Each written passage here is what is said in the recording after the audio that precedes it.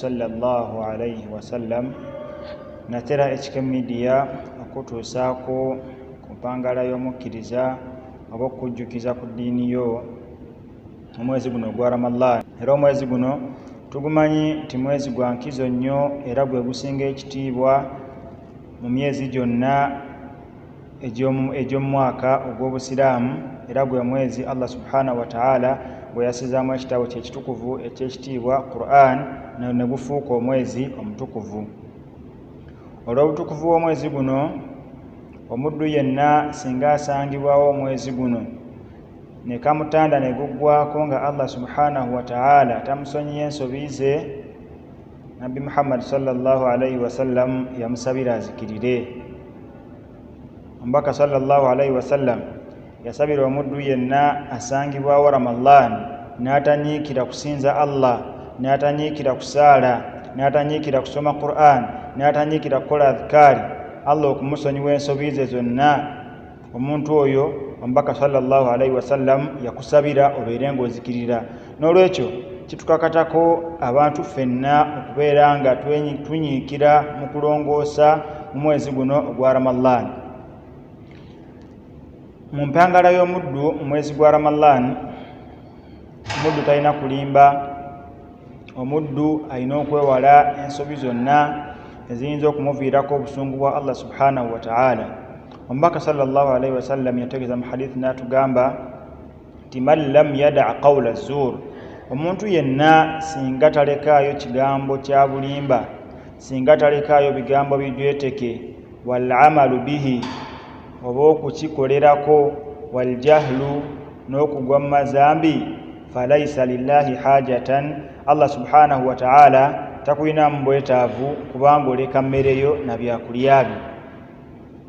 Omuntu mu mpangala y'omuddu ey'ekisiibo tulina okukimanya nti ensimu ku nsonga enkulu lwaki Allah subhanahu wa ta'ala atulalikako ekisiibo, kubeera nga tuyiga butya omuntu bw'awangaala mu lunaku mu bulamu bwe nga awangalira ku bulamu butya Allah subhanahu wa ta'ala.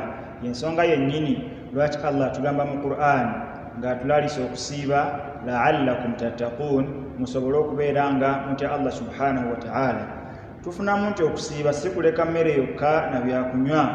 Okusiiba kuzingiramu omuntu okusiiba ebiyungo bye ne bisiiba, omuntu okusiiba akamwa ke ne kasiiba okugeya, omuntu olulimi lwe ne lusiiba, amaaso ge ne gasiiba okulaba Allah subhanahu wa ta'ala by'atayagala, omubiri gwe gwonna ne gusiiba, omukyala yeebikirire bulungi, omusiraamu asaale swala 5, akole byonna ebisiimisa Allah subhanahu wa ta'ala, la'allakum tattaqun, asobole okubeera ng'afunamu okutya Allah subhanahu wa ta'ala.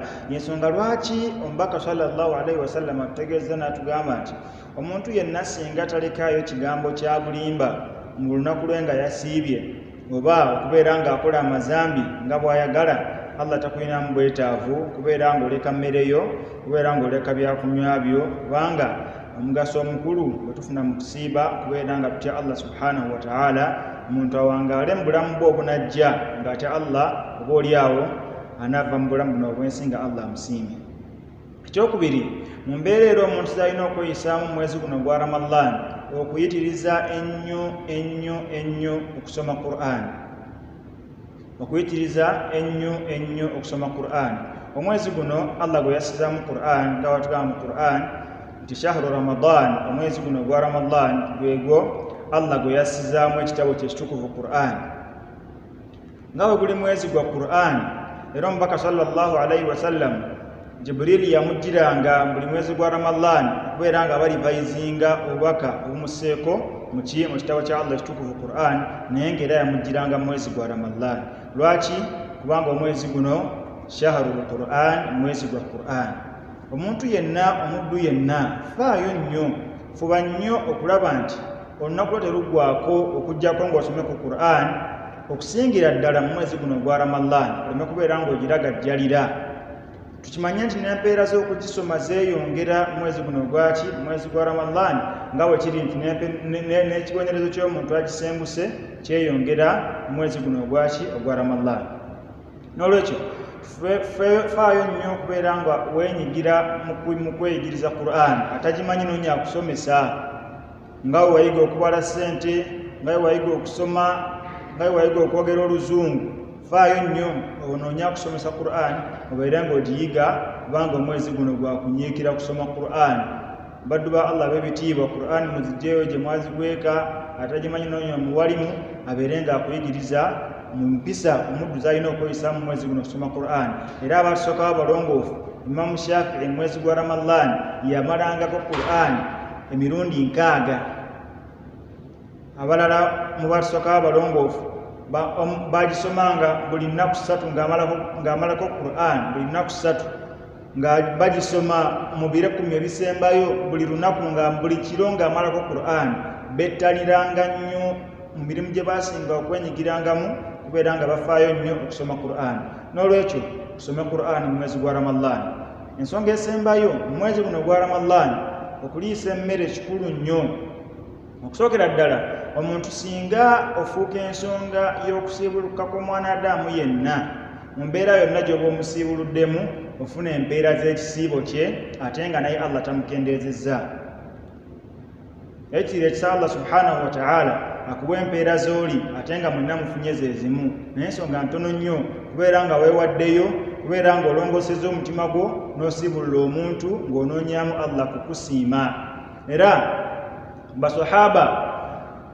omu ku basahaba buli lunaku mu Ramadan yaddanga ewuwe ng'addayo n'abamiskiini kubeera ng'abasiibulula. Abasooka abalongoofu bayitirizanga nnyo okubeera nga baliisa ku bantu mwezi gwa Ramadan, hatta qala ba'duhum, abamu ku bo ne batuuka nga bagamba Ramadan kusoma Qur'ani na kuliisa ku bantu ki?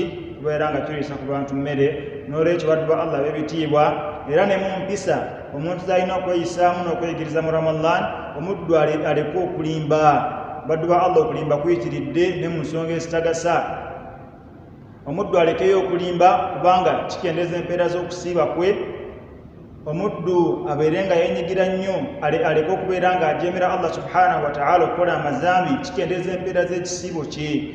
Kuuma ebiyungo byo, kuuma omubiri gwo, kuuma akamwa ko, kuuma buli kimu Allah subhanahu wa ta'ala kiyakuwako obuyinza nga gwalina okukikuuma. Omuddu afeeyo nnyo okubeera nga asoma Qur'an kubanga omwezi guno mwezi gwa Qur'an. Era abadde tannanyiikira buli ku makya fuba nnyo okulaba nti subuhi w'ogimalirawo oti obikula ekitabo kya Allah Qur'an obeere ng'osomamuko. Ekirala, omuntu afeeyo nnyo afube nnyo okulaba nti omwezi gwa Ramadan teguggwako okuggyako nga Allah akusonyiye ensobi zo, kubanga omubaka wa Allah sallallahu alaihi wasallam oyo ataddizibwayo dduwaaye yasaba nti omuntu yenna asangibwawo omwezi guno n'agumalako nga Allah tamusonyiye, oyo abeere ng'azikirira. Dduwaayi teddizibwayo omubaka wa Allah sallallahu alaihi wasallam.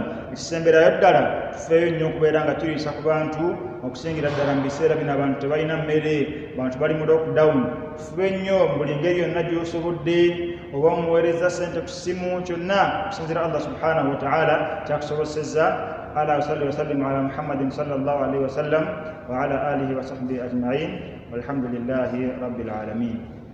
Oli ku Kyeyo Updates ne Hadija Kigozo omuweerezaawo, and of course Kyeyo Updates being your number one information channel ekutuusako amawulire gonna ag'omuna Uganda ali ku Kyeyo.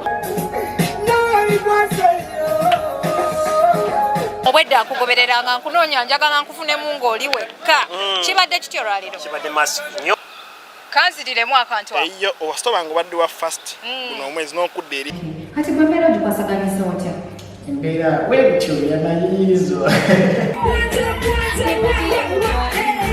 Bannange nsanyuse nnyo okubeera wano. Mulundi gwange bagwa kumeka mingi. So do you believe that same situation this girl yakuba munne gyayitamu, it's the same situation noli gwe bakubye gyayitamu, they all need the man. Obeera oyagala leta bless CV omukyalo nakuwa omulimu mu sales. Atya okukwatibwa obulwadde buneeno. Kale akawuka kaneno tekakosezza bantu balala, bantu bokka, naye kakosezza ne bizinesi z'abantu zennyini. Kujjukiza nti HK Media yekutuusaako programu yange Kyeyo Updates neyanzanyo banange mwena abekumidde ku